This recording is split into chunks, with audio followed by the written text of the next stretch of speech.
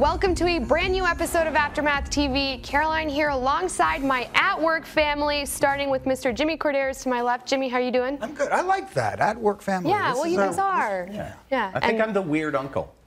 No, you're the cool uncle. I'd give you cool uncle. Well, with the cool T-shirts. I appreciate it. If So I am the cool uncle, I really appreciate it. The cool uncle, Nug, and then Anthony, what would you be? I'm the cousin that somehow brings the conversation around about him. Yeah, for sure. We all love that cousin. So what does that make you? Am I grandpa? No. The dad. Cool dad. The cool Okay, dad. the cool- Yeah. All right. I'll take that. Cool dad.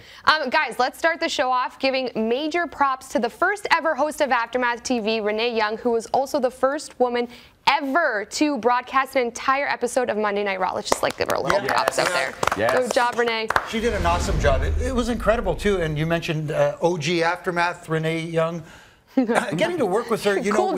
dad, There you OG go. Aftermath. See, we saw that in her, with the former Kyle Edwards. When we all worked together, we saw that. And when she said she was going to the WWE, you know, sometimes you think, I don't know if she'd be a perfect fit and stuff like. As soon as she told us, hey, you know what, they contacted.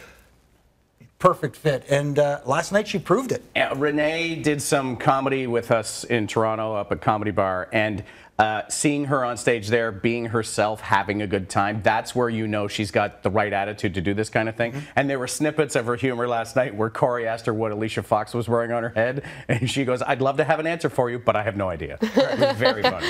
Yeah, I mean, she could have been born anywhere in any little small town, and the cream does rise to the top. And she was discovered. She has the it factor. She's so witty and so sharp. And the amount of trust that was placed upon her almost immediately. So whoever she talks to, they talk to her and they say, I like this girl. I believe in this girl. And they give her those in-ring segments, and she's become the glue that holds that show together, in my opinion. She is incredible. I think my dad used to have a crush on her, to be honest. The hardest part, and you all can attest to this, is being natural. Yes. Is being yourself, and she's allowed to be herself, and it just comes through so well on television. You know, She is so good at her job. She absolutely is. So good. She's world class. Yes. And I can't help but laugh every time when she does something backstage, and that, you know, when it goes to break, and she has to do that kind of final stare off into the distance, and she's giving it her all. Yeah. She's doing a really good job at it, but it's a very difficult thing to do and look cool. But gosh, everyone obviously loves Renee, so. And yeah, we're all excited for her, and I'm sure she has much more to come in her career. Yeah, fam. More so, I've never had the opportunity to meet her. I hope it happens. Yeah, but she's, I look at her on TV, I'm like, she's great. Now, seeing Renee do that, going back to maybe a question that we had in last week's show, will this lead now to an opportunity for an all-women's broadcast team at the Evolution pay-per-view, or more opportunities like this for women in the future? I certainly think so, especially with, she did commentary for the recently taped Mae Young Classic with Beth Phoenix. I know Lita's done commentary. I don't see any reason why that can't be your three-woman commentary team. Yeah, you need someone that has obviously wrestling knowledge in terms of moves and holds, and then someone that's going to be the conductor and control the ship, so to speak. The only reason I don't like all women is because I feel like it's excluding men, and then nobody should be excluded either way. I kind of get your point, because it almost feels like it doesn't feel natural. It almost feels like it's being forced. Right. That it has to be all women.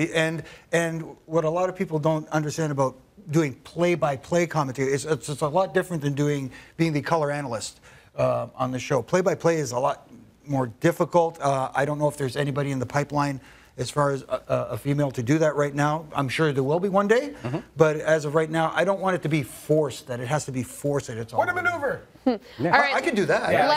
Let's switch gears a little bit to SummerSlam, where we'll see Ronda Rousey, who's been absolutely on fire lately, taking on Alexa Bliss for the Raw Women's Championship. Will Ronda tear Alexa apart?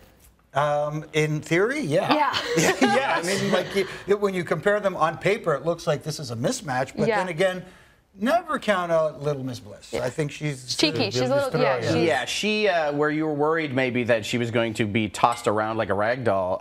Just last night on Monday Night Raw, she threw Ronda into the barrier, and I went, oh, this will be fine. Like, they will match up very well. Ronda may have the skills and the brawn, but Alexa's got the brains, and there's a lot of ways to get out of that match with the title intact. Work smarter, not harder. Absolutely. And I thought the opening segment with Ronda was really good.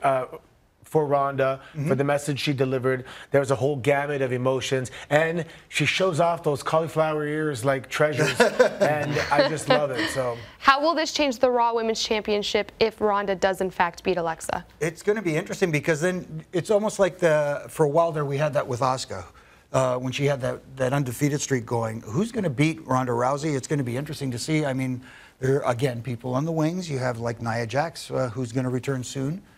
Yeah, there's a lot of people that could be a great contender for Ronda, not only just on Raw, but a few ladies on SmackDown. So moving into the Evolution pay-per-view in October, I wouldn't be surprised to see some crossover. Yeah, Asuka versus Ronda all day.